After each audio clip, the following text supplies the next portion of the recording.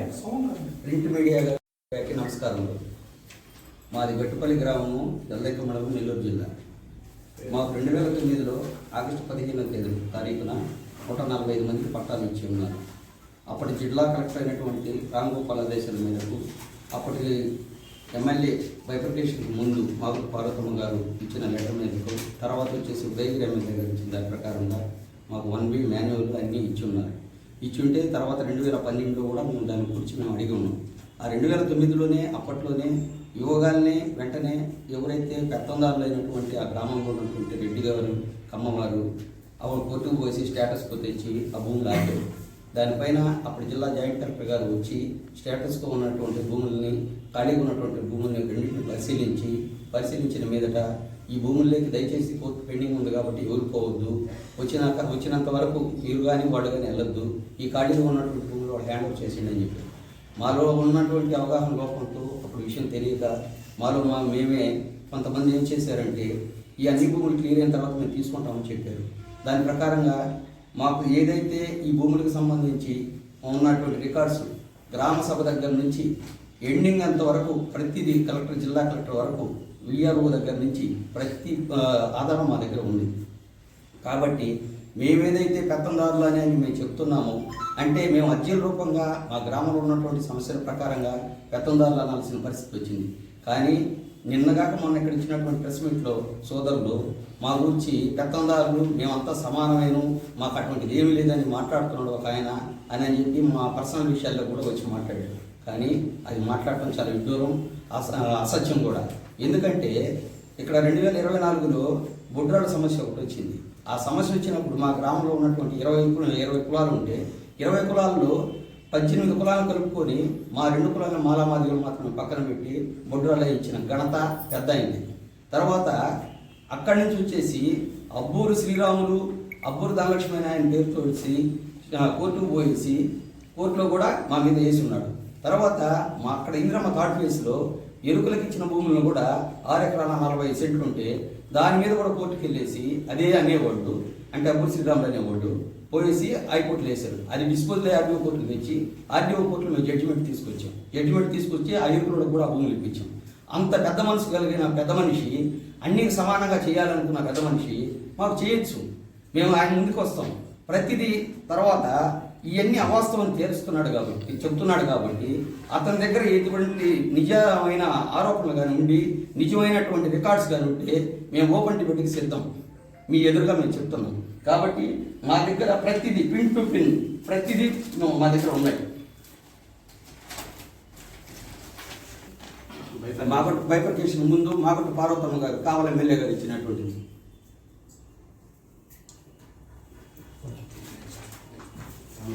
గ్రామ సభ మా గ్రామ విఆర్ఓ జరగలేదనే దానికి నిదర్శనం చెప్పారు. జరిగినది చూడండి.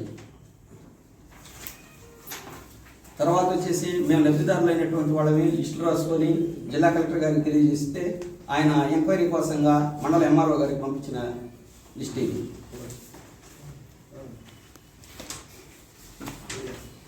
తర్వాత దీని మీద మండల సర్వేయర్ గారు ఖాళీగా ఉన్నటువంటి భూములు, ఆధీనంలో ఉన్నటువంటి భూములు అన్నింటినీ కొలతలేసి ఆయన తర్వాత డిపార్ట్మెంట్కి ఇచ్చినది స్టాంప్తో.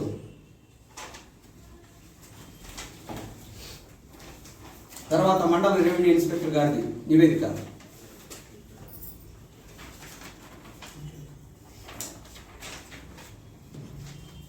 తర్వాత తహసీల్దార్ వారి కార్యాలయం నుంచి రెవెన్యూ డివిజనల్ ఆఫీస్ గారికి లేఖ, ఎంఆర్ఓ ప్రొసీడింగ్స్.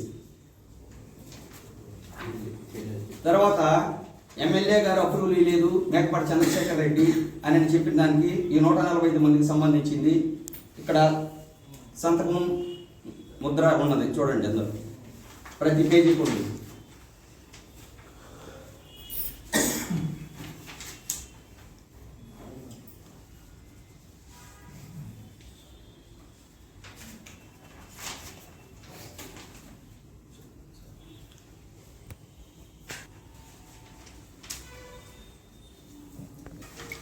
తర్వాత పెండింగ్ లేనటువంటి సర్వే భూముల్ని మా హద్దులు చూపించి ఇదైనా ఇప్పించండి మాకు కావాలని చెప్పేసి మేము 2013లో మండల ఎంఆర్ఓ గారికి రాసుకున్నప్పుడు ఎంఆర్ఓ గారు చేసిన సంతకం చేయండి అని చెప్పి ఎమ్మెల్యే గారి దగ్గర తెచ్చిన లెటరు చంద్రశేఖర్ రెడ్డి గారిది.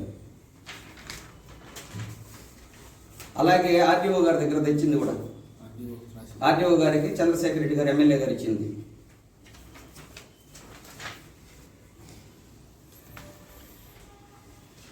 తర్వాత కలెక్టర్ గారికి మేము మా గట్టుపల్లి 1వ సంఘబంధం తరఫున తెలియజేసుకుంటే దానికి సంబంధించి కూడా కలెక్టర్ గారు పంపించిన నివేదిక. అప్పటి ఆర్థిక శాఖ మంత్రి ఆనవ రామనారాయణ రెడ్డి దగ్గర మేము ఆయనకి మా విషయం చెప్పుకొని మా గొడవ వినిపించుకున్న తర్వాత ఆయన వెంటనే స్పందించి ఆయన స్టాంప్ వేసి రెవెన్యూ అధికారులకు పంపించిన లెటర్ ఇది. జిరాక్స్ చూడండి, ముద్రలు చూడండి. ఫస్ట్ మేము వినతి పత్రం ఇచ్చుకున్నది పేపర్ పూర్వకంగా, మా రాతలు మార్చరు ఉన్నారు. సన్నా కోటయ్య కావచ్చు, అబ్బూరు సుబ్బానాయుడు కావచ్చు, రాఘూరు మాలకొండయ్య కావచ్చు, పులి మస్తానరెడ్డి కావచ్చు అనే వాళ్ళ పేరుతో ఇంత ఆక్రమణలో ఉన్నారు అనేసి మేము కలెక్టర్ గారికి తెలియజేసుకున్నప్పుడు ఇచ్చినది.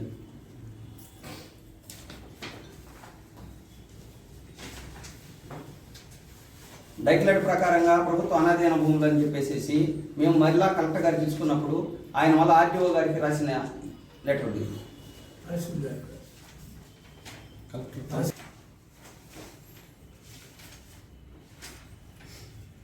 ఇచ్చినప్పుడు మేము ఇచ్చినటువంటి మేము ఇచ్చినది ఇస్తే వాళ్ళు అప్పటికే 2011లో వాళ్ళ డబ్ల్యూపీలు, వాళ్ళ పేర్లు, కోర్టు స్టేటస్ ఏముంది అనే దాని మీద నివేదిక ఇచ్చింది. ఇంత ఎందుకుంది, ప్రభుత్వ పరంగా అధికారులు ఎందుకు వచ్చారు ముందుకి, తర్వాత రెవెన్యూ వాళ్ళు ఎందుకు వచ్చారు, తర్వాత పొలిటికల్గా ఎమ్మెల్యే గారు అప్పటి ఆర్థిక శాఖ మంత్రి గారు ఎందుకు వచ్చారు, తర్వాత ఎస్సీ కమిషన్ ఎందుకు వచ్చింది, తర్వాత హ్యూమన్ రైట్స్ ఎందుకు వచ్చింది, దాన్ని బట్టి మీరే నిర్ణయించండి.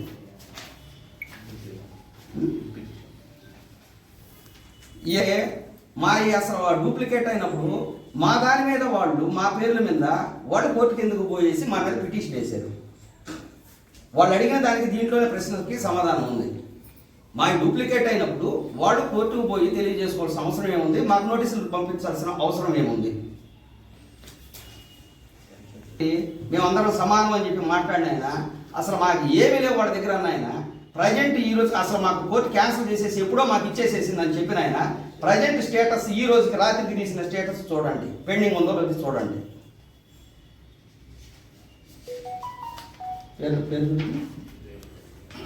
అబ్బూరి శివరామకృష్ణకు సంబంధించిన వ్యవహారం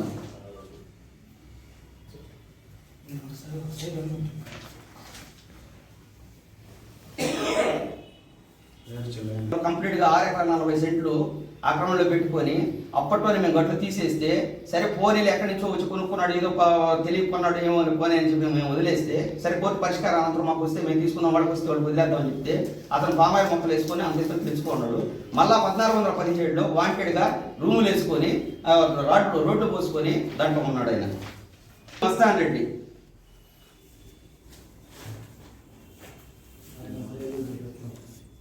నూట 45 మందికి సంబంధించి ఎందుకున్నాయి ఈ విధంగా, ఇది వాస్తవమా అవాస్తవా అని చెప్పేసి రెవెన్యూ డిపార్ట్మెంట్ అధికారులు కానీ వాళ్ళు కానీ ఏదైనా చేస్తే మీ అందరి ఎదురుగా మేము ఏ త్యాగానికైనా మేము సిద్ధం.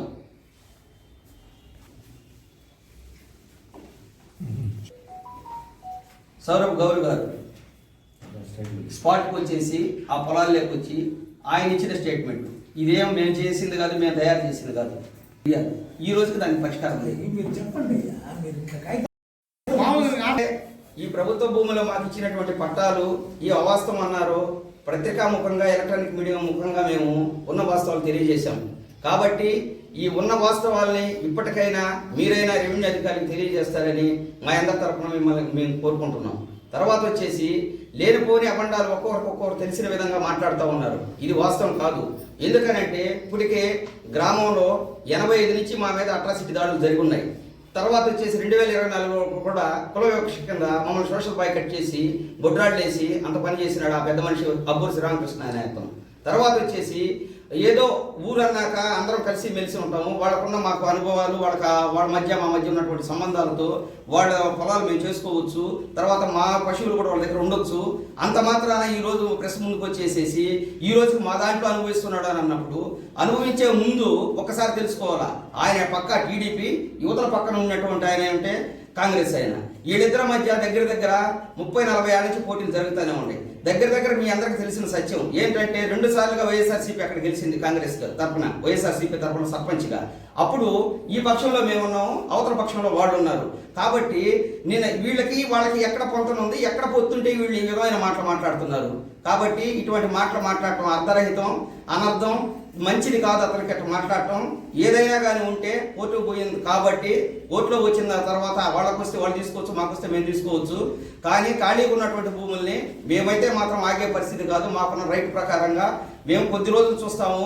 ఎందుకంటే అధికారులు చెప్పారు కాబట్టి, మా అధికారులు చెప్పిన దాని ప్రకారంగా మా భూములు మాకు ఇస్తే మేము శాంతియుతంగా మేము చేసుకుంటాము. లేదనుకుంటే మేము తర్వాత ఏం చేయాలో, మేము ఎట్టపోవాలో మా ప్రక్రియ మాకు కొనసాగించుకుంటూ మేము సెలవు తీసుకుంటున్నాం. కొన్ని 15 ఆ రోజు ఏం చేశారంటే అందరి సమక్షంలో 17 మందికే ఇచ్చారు. తర్వాత మేము ఇస్తామన్నారు. ఇస్తామని ఒక వారం కాలయాపన చేశారు. కాలయాపన చేస్తే అది కరెక్ట్ కాదు సార్, మాకు ఇచ్చినవి పూర్తిగా ఇవ్వాలి కదా అని చెప్పి మేము ఎంఆర్ఓ ఆఫీస్ దగ్గర ఎదురుగా కూర్చుంది వాస్తవం. కూర్చున్న తర్వాత ఎంఆర్ఓ గారు ఆ రాత్రి తెల్లవారికి అంతా రెడీ చేసి తెల్లవారి మాకు డిస్ట్రిబ్యూషన్ చేశాడు. ఇది వాస్తవం, మా దగ్గర కూడా ఉన్నాయి. అదే ప్రెస్ మీట్ మీరు అడిగిన దానికి కూడా మా దగ్గర ఆ కట్టింగ్ ముందు మేము కూడా చూపెడతాము. మహిళలు పట్టాల కోసం మహిళల పట్టు అని చెప్పి ఉంది వార్త, అది వాస్తవమేను. అటువంటి పోతే మాకు విభేదాలు పెడుతూ ఈ విధంగా 2012లో కూడా అదే విధంగా మమ్మల్ని ఇబ్బంది పెట్టారు. మళ్ళీ ఇప్పుడు కూడా కొంతమంది మా వాళ్ళని ఏదో ఆకర్షితం, మీకు 5 ఎకరాలు ఇప్పిస్తాం, 7 ఎకరాలు ఇప్పిస్తాం మీకు కావాలని చెప్పి ఒక 2-3 తీసుకొచ్చి ఒక లేడీ ద్వారా ఇలా మాట్లాడిస్తున్నారు. ఇది ఏంటంటే వాళ్ళకి ఏ విధంగా మమ్మల్ని ఎదుర్కోలేక మాకు ఇబ్బందులు పెడితే వీళ్ళు ఆగిపోతారు అనేది వాళ్ళ ఉద్దేశం. ఒకసారి రెవెన్యూ వాళ్ళు ప్రభుత్వం తరఫున గవర్నమెంట్ వాళ్ళు పట్టాలు ఇచ్చినప్పుడు, మాకు భూములు ఇచ్చినప్పుడు మళ్ళీ దీనికి రద్దు చేసే అధికారం ఎవరికైనా ఉంటుందా? ఉండదు. కానీ వాళ్ళ వర్షన్ ఏంటంటే మా దగ్గర రాజకీయం ఉంది, మేము ఏం చెప్పినా జరుగుతుందనే ఉద్దేశంతో ఏమైనా కానీ దాన్ని రద్దు చేసేసి వాళ్ళకి దాంట్లో రానికుండా ఉంటే ఆల్రెడీ స్టేటస్ కూడా ఉన్నదాన్ని మనమే అనుభవిస్తున్నాము, ఈ ఖాళీ ఉన్నటువంటి మనమే పశువులు మేపుకోవచ్చు అని చెప్పుకుంటున్నారు. తర్వాత పోతే ఇంకొక సర్వే నెంబర్కి సంబంధించి అవి కూడా ఆక్రమించుకున్నారు, కోర్టుకు పోయినారు, పశువుల మేత అంటున్నారు. పశువుల మేత అన్నప్పుడు పశువులకు కానీ మనుషులకు కానీ గ్రామ పంచాయతీ పాపులేషన్ ఒకటి ఉంటుంది. గ్రామ పంచాయతీ పాపులేషన్ ప్రకారంగా మాకున్నటువంటి కంచిపారం బొగ్గు భూములు సరే మా పంచాయతీలో ఎంత ఉందో అనేది ఒక అండర్స్టాండింగ్ ఉంది. దాని ప్రకారంగా మాకు వచ్చేసి మా గ్రామంలో ఉన్నటువంటి పశువుల సంపద ఎంత, ఆ సంపద ప్రకారంగా గవర్నమెంట్ డాక్టర్ రోజుకు వచ్చేసి మెట్రిక్ టన్నులు ఎంత ఆహారం కావాలనేది ఒక లెక్క ఉంది. ఆ లెక్క ప్రకారంగా అన్ని బేరీజ్ చేసుకొని అప్పుడు రెవెన్యూ మినిస్టర్, అప్పుడు ఆర్థిక శాఖ మంత్రి ఆదేశాల ప్రకారంగా తర్వాత స్థానిక ఎమ్మెల్యే ఫోన్ మెసేజ్ ద్వారా దాన్ని మామూలుగా ఏం చేశారంటే పంచాయతీ తీర్మానం తీసుకొని దాన్ని కూడా మార్చి మాకు పేదలైనటువంటి వాళ్ళకి భూములు ఇచ్చేదానికి సిద్ధపడ్డారు. ఇందిరమ్మ 4వ ఫేజ్ కింద 6వ ఫేజ్ కింద. అప్పుడు కూడా పోయి మళ్ళీ హైకోర్టులో స్టే తెచ్చి దాన్ని కూడా ఆపారు. ఆపితే అప్పుడు ఒకసారి ఒక కాలువ రావాలన్నా కూడా ఏం చేయాలంటే ఒక బ్రాండ్కాక మేజర్ పోతుందంటే ఈ బ్రాండ్కాక మేజరు అక్కడ నుంచి చిలకాక రిజర్వాయర్ నుంచి వచ్చేటప్పుడు ఈ మేజర్ ఎన్ని ఊర్లు కలుపుతుంది, ఈ ఊర్లో కలిపినప్పుడు ఎంతమంది లబ్ధి పొందుతారు, ఈ ఛానల్ ద్వారా ఎంతమందికి ఉపయోగపెడతాము అన్నప్పుడే ఒక టెండర్ వస్తుంది. ఆ టెండర్కి వచ్చినప్పుడు అంత డబ్బులు శాంక్షన్ అవుతాయి. అప్పుడు అన్నవరం ఉంది ఆ మేజర్లో, తర్వాత గట్టుపల్లి ఉంది, గోపరపాలెం ఉంది, తగవరపాలెం ఉంది, పోతే కిందకి జలదగ్ని ఎన్ని వరుసగా వస్తూ ఉన్నాయి. అప్పుడు కూడా మమ్మల్ని సంవత్సరాల సాగులో చేర్చి ఆ భూములకి సంబంధించి ఈ రోజు కూడా మీరు ఇప్పుడు అయినా వచ్చి చూసినా కూడా కాలువలు ఇచ్చి అవి కట్టే భూములు కట్టి గవర్నమెంట్ వారు చేసిన పని ఉంది. అప్పుడే మేము దగ్గర 70-80 సంవత్సరాల నుంచి రెవెన్యూ రికార్డ్స్లో మేము ఉన్నాము. అది కంచిపారం పోకు మేతపారం పోకు అది వాస్తవమే. కానీ మేము విరుద్ధంగా చేయకూడదనేసి పంచాయతీ తీర్మానం తీసుకొని 1/3 మెజారిటీతో మేము గెలుచుకొని చేసుకున్న పరిస్థితుల్లో వాళ్ళు ఓర్వలేక దాన్ని ఆపేసేసి వీళ్ళు ఎట్టే ఉంటారు. ఎప్పుడు వీళ్ళు మా కింద కూలీలు కానీ బ్రతకాలే కానీ వీళ్ళు ముందుకు పోకూడదని మా ఊర్లో ఉన్నటువంటి ఉద్దేశం. ఎలక్షన్స్ వచ్చేటప్పటికి మాత్రం మేము అవసరం, ఎందుకంటే మా 500 ఓట్లు ఉన్నాయి. మేము లేదు ఆ ఊర్లో ఏం జరగదు. ఇక రాబోయే రోజుల్లో ఎలక్షన్ వస్తుంది, ఒక ఎలక్షన్ ప్రతి ఒక్కరికి మా ఎలక్షన్ ఏందనేది ఒక చెంపు పెట్టుగా మేము చూపెడతాము. అప్పుడు ఎవరు ఏందనేది తెలుసుకుంటారు. మాకున్నటువంటి 2 బూతుల్లో వచ్చేసి ఒక బూత్లో వచ్చేసి మెజారిటీ తెలుగుదేశంకి ఎంత ఓట్లు వచ్చాయో ఎమ్మెల్యే కానీ స్థానిక ప్రజాప్రతినిధులు కానీ తెలుసుకొని మాట్లాడుకుంటే వాళ్ళే తలదించుకుంటారు. మేము చెప్పాల్సిన అవసరం లేదు. ఆ 1500 ఎకరం పెట్టుకొని వాళ్ళు ఈ విధంగా వాళ్ళు తయారు చేస్తూ వస్తా ఉన్నారు. కానీ మేము దాంట్లో ఏం చేసినట్టు ఖాళీ ఉన్నటువంటి భూముల్ని, ఇబ్బంది పెట్టనే భూముల్ని 2 నెలలు సర్వే చేయిస్తే వాళ్ళు ఎవరు అబ్జెక్షన్ చెప్పకపోతే అప్పుడు రామ్ గోపాల్ గారు ఓకే అని చెప్తే మాకు పట్టాల డిస్ట్రిబ్యూషన్ జరిగింది. వాళ్ళు అప్పుడు దాకా ఏమనుకున్నారంటే ఈ భూములు వాళ్ళకెట్టపోతాయని వాళ్ళు ఏదిలే చేసేది అన్నట్టుగా ఉండేరు. తర్వాత అప్పుడు చేసిన తర్వాత వాళ్ళు అప్పుడు నిద్ర మేలుకొని ఆ పని చేసి మమ్మల్ని అట్టే ఇబ్బంది పెట్టేసి ఆపేస్తున్నారు. కావాల్సింటే ఇప్పుడు మా గ్రామంలో రీసర్వే జరుగుతుంది. రీసర్వే ప్రకారంగా గవర్నమెంట్ భూమి ఎంత ఉందనేది రేపు వాళ్ళే రిపోర్ట్ తేలుస్తారు, మేము చెప్పడం కూడా కాదు. అప్పుడు ఆయన ప్రజా న్యాయస్థానం కోరుకునే ఆయన, ప్రజలకు పెద్ద మనిషి అయినటువంటి ఆయన, గొప్ప వ్యక్తి అయినటువంటి ఆయన, ప్రతి ఒక్కరికి ల్యాండ్ లెస్ పూర్ పర్సన్స్కి ప్రతి ఒక్కరికి ఎనీ క్యాస్ట్ ఎవరైనా సరే ఓపెన్గా చేయమని చెప్పండి, మేము ఒప్పుకుంటాము.